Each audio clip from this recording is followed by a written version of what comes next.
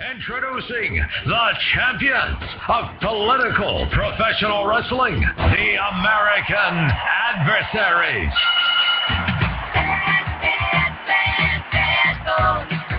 You make me feel so good. You know this bad boy. You make me feel so good. And away we go with the second hour of the show. Welcome back, folks. That's right. You got the American Adversaries 3-hour Sunday evening classic tour. You look like you're getting ready to say something there, or you getting ready to pop in another cheese ball. I was going to say I'm chewing on Mr. Paris's cheese balls. Better just be the cheese ball. Be careful when you say that. All right, welcome back to the show, folks. We're here, of course, until 8 o'clock, and then Armed American Radio will take you till 11 o'clock with Mark Walters, and, of course, he's going to have a lot to say. He's got great guests on the show, of course, about the situation in San Bernardino. He's probably going to have somebody on the ground out there. They do a real great job with that show. Live radio from 5 to 11 every Sunday, all right here on FM 105.5 and AM 660. The Answer, where Aubrey Kahn and General Lucas Paris and I, Christopher Hart, are coming to you live from the Mercury Free Broadcasting Studios. Please don't forget, for the very best in Mercury Free dental care, call my dentist, Dr. James E. Hardy, at 407-678-3399.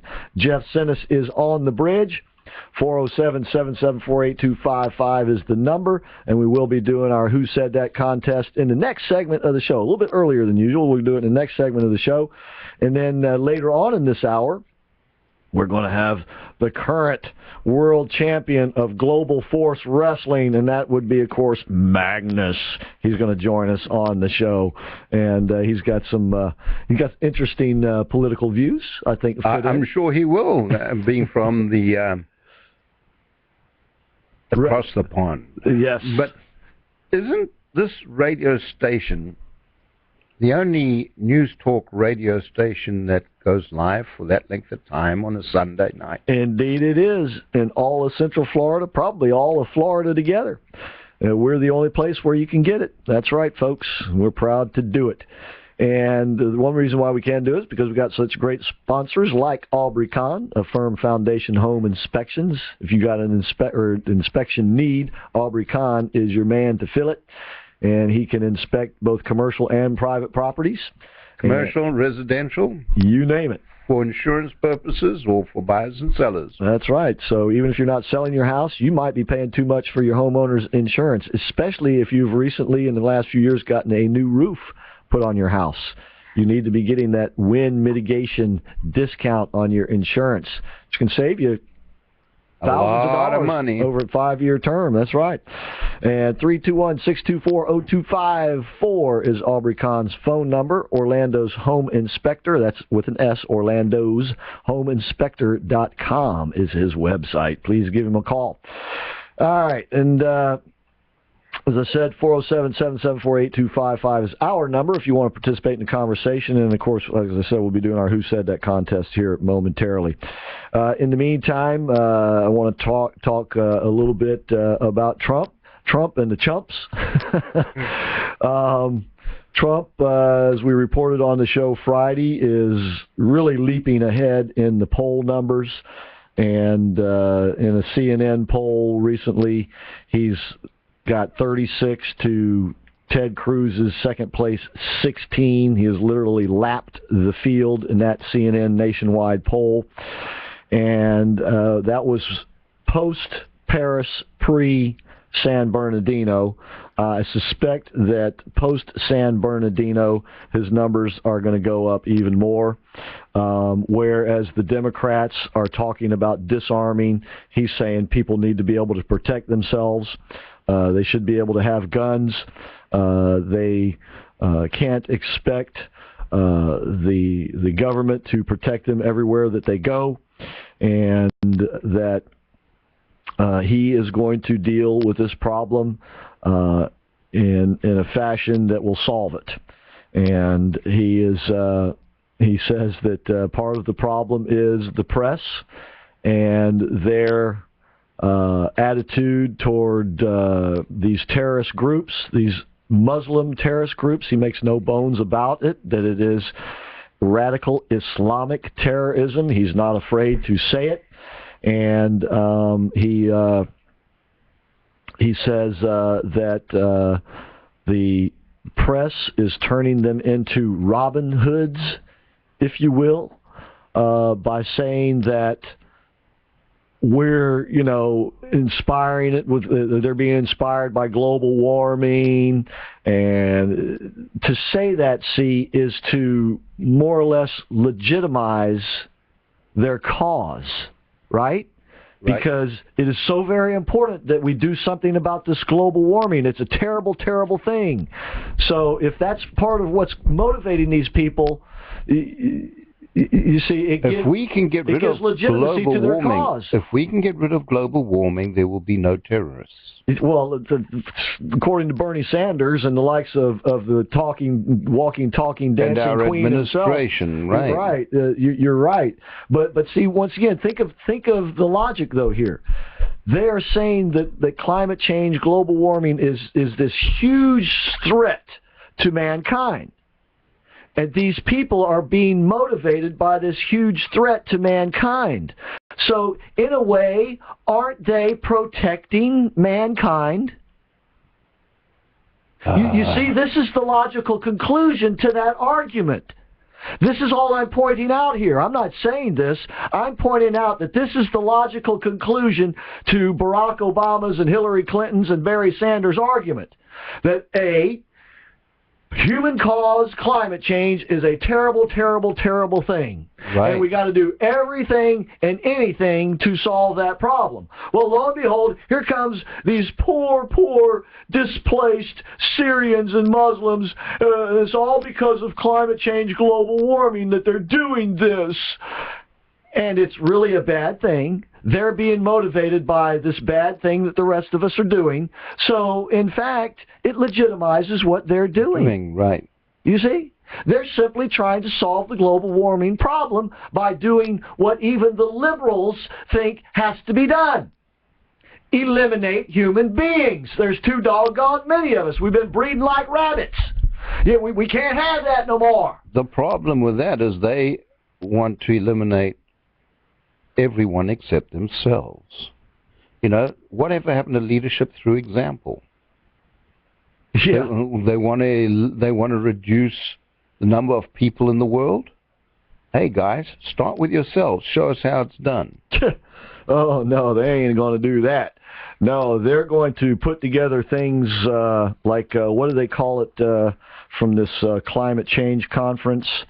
Where Bill Gates and old Mark Zuckerberg and Jeff Bezos and George Soros, they got together and started something that they're going to call the Breakthrough Energy Coalition. Ooh, sounds important. Yes, the Breakthrough Energy Coalition is this little club of billionaires where they get to put their money so that they can invest it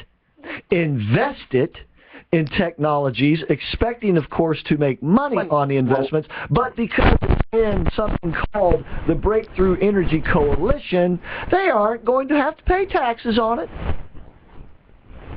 Imagine that.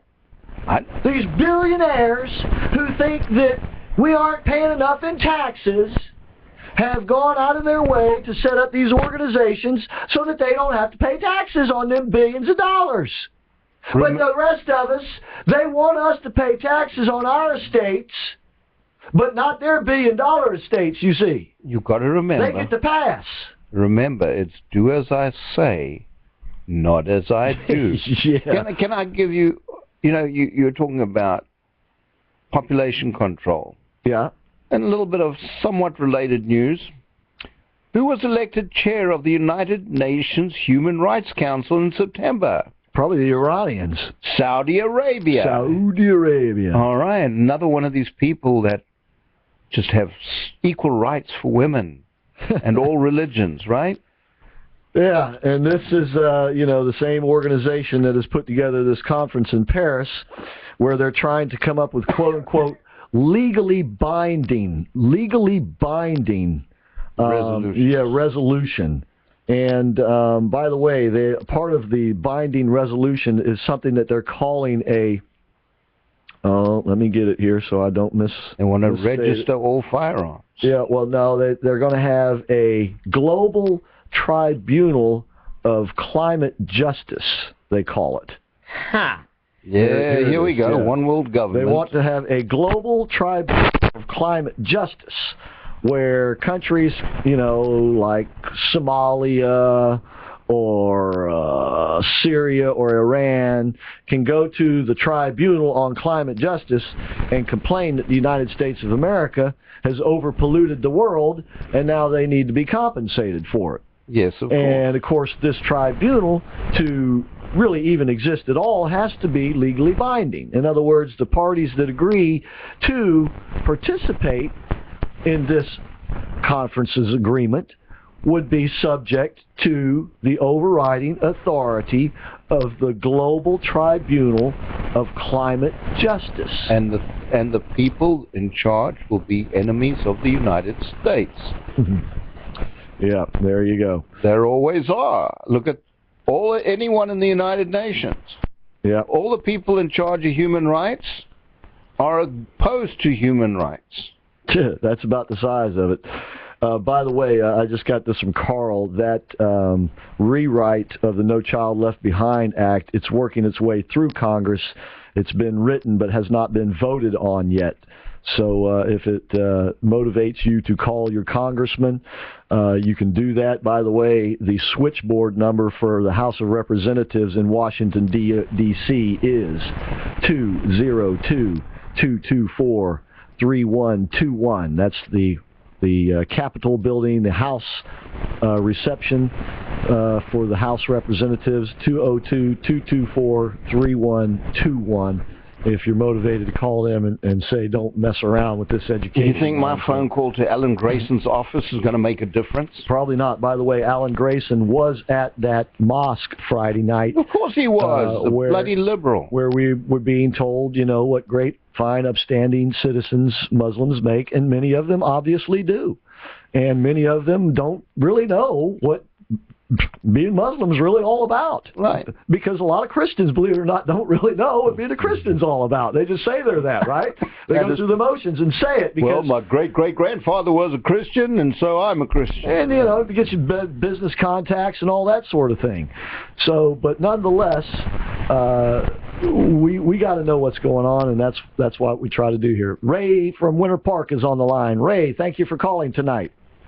Hey, I just wanted to give you a little update on those two bills.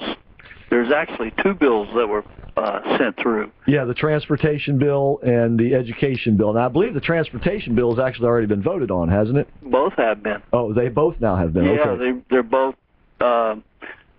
They were put together, as a 2,300 plus page bill. The education bill was like 1,000 pages. Right. Transportation bill was 1,300 plus.